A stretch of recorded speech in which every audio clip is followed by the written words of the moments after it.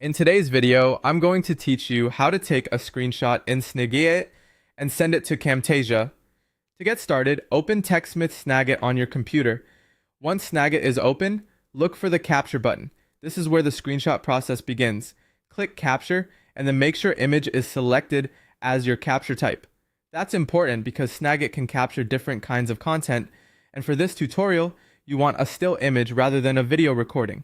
Next, choose the area of your screen that you want to capture.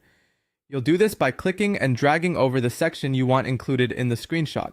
Take a moment here to frame the exact part of the screen you need, especially if you're creating instructional content and want your capture to look clean and focused. Once you drag and release, Snagit will take the screenshot. After the screenshot is captured, it will open in Snagit Editor. This is where you can make quick adjustments if needed. For example, you can add annotations, arrows, or text to highlight important details. This step is optional, but it can be very useful if you want your screenshot to be more informative before bringing it into your video project. When you're finished editing, you have two options. You can either save the image to your computer, or you can click share and choose Camtasia, if that option is available in your version of Snagit. Using share can be a faster way to move the screenshot directly into your video workflow. If you decide to save the image manually instead, the next step is to open TechSmith Camtasia.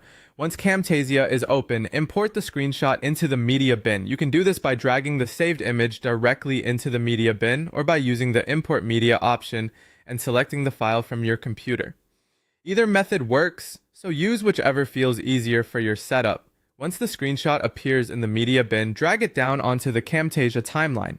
This adds the screenshot to your video project where you can position it, resize it, and use it as part of your final edit. That's all it takes to capture a screenshot in Snagit and bring it into Camtasia.